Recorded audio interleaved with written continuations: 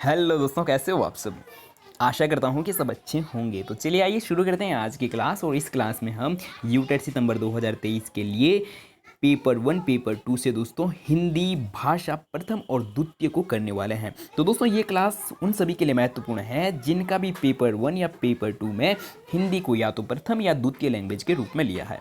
ठीक है, तो दोस्तों इस क्लास का टॉपिक हमारा रहने वाला है भाषा शिक्षण की प्रमुख विधियाँ।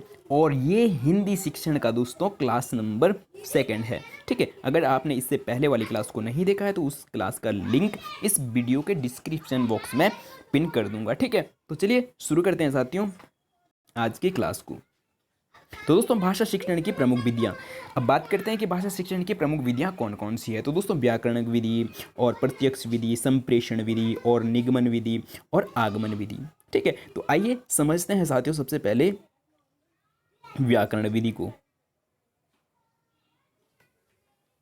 ठीक है, तो दोस्तों इस विधि के अंतर्गत अन्य भाषाओं के नियमों को कुछ शब्दों के साथ सिखाया और याद कराया जाता है। तो दोस्तों अन्य विधियों में हम क्या है, जैसे याद कराने वाले शब्दों से क्या है बचते हैं, लेकिन व्याकरण विधि में अगर हम बात कर रहे हैं कि इस विधि में क्या है, इस विधि के अंतर्गत अन्य भाषाओं के नियमों को कुछ शब्दों को के साथ क्या है सिखाया और याद कराया जाता है। ठीक है, और अगला जो दोस्तों टॉपिक है, बिंदु है, इसके बाद शब्द संयोजन और व्याकरणिक नियमों के आधार पर अभ्यास कराया जाता है। ठीक है, तो चलिए बढ़ते हैं दोस्तों अगले विधि की ओर। अगली जो दोस्तों विधि है वो है प्रत्यक्ष विधि। और प्रत्यक्ष विधि भी दोस्तों बहुत बहुत इंपॉर्टेंट है और हर पेपर में लगभग यहाँ से प्रश्न बनता ही बनता है।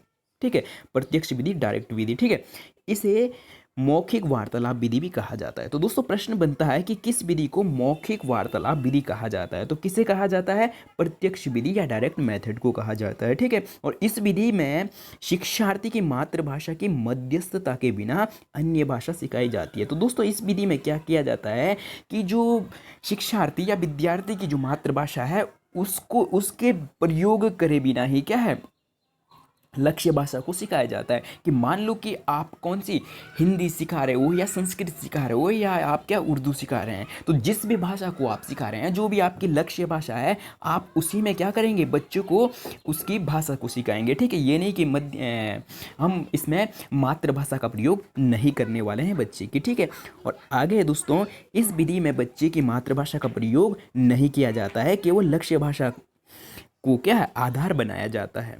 ठीक है, तो दोस्तों यहाँ पे प्रश्न बनता है इस प्रकार से कि कौन से विधि में बच्चे की मातृभाषा का प्रयोग नहीं करा जाता है और केवल लक्ष्य भाषा को आधार बनाया जाता है। तो किस विधि में किया जाता है दोस्तों, प्रत्यक्ष विधि में करा जाता है। ठीक है, बढ़ते हैं दोस्तों अगली विधि की और अगली जो दोस्तों विधि है संप्रेषण विधि। ठीक है, तो दोस्तों संप्रेषण का मतलब क्या होता है कि जब हम अपनी जानकारी, सूचना या अपने भाव विचारों को एक स्थान से दूसरे स्थान तक पहुंचाते हैं, तो यही क्या कहलाएगा, संप्रेषण कहलाएगा।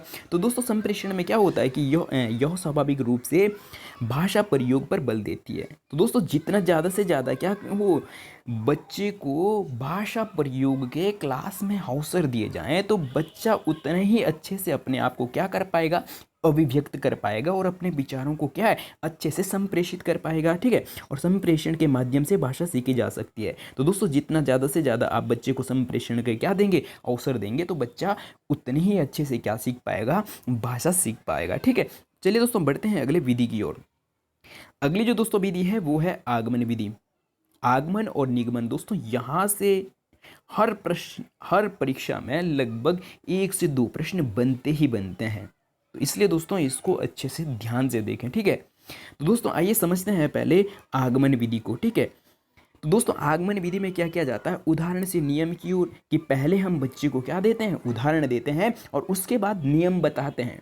ठीक है, और अगला है दोस्तों विशिष्ट से सामान्य की ओर, कि बच्चे को पहले हम क्या है विशिष्ट से सामान्य की ओर अग्रसर कराते हैं। और अगला है दोस्तों ज्ञात से अज्ञात की ओर, कि पहले बच्चे को हम इस प्रकार की बातें बताएंगे जो उसे पता है और धीरे धीरे क्या जैसे जैसे उसकी समझ बनती है फिर उसको हम ज्ञात से अज्ञात की ओर ले जाते हैं। ठीक है, और अगर दोस्तों हम बात करें कि इसके उदाहरण की, तो पहले संज्ञा का उदाहरण, कि पहले हम क्या करेंगे, जैसे बच्चे को हम संज्ञा सिखानी हो तो पहले हम उसका उदाहरण देंगे बच्चों को और उसके बाद दोस्तों हम परिभाषा बताएंगे। ठीक है, और वहीं पे दोस्तों अगर हम बात करते हैं निगमन विधि, ठीक है, तो इसमें क्या है, पहले नियम से उदाहरण की ओर, इसमें पहले बच्चे को नियम पढ़ाए जाते हैं, नियम सिखाए जाते हैं और फिर उसके उदाहरण बताए जाते हैं, ठीक है। और इस विधि में दोस्तों सामान्य से विशिष्ट की ओर। तो दोस्तों ये बातें दोनों ही विधियों में याद रखने लायक है, समझने लायक है कि इसमें क्या होता है, सामान्य से विशिष्ट की ओर, और आगमन विधि में दोस्तों विशिष्ट से सामान्य की ओर, ठीक है।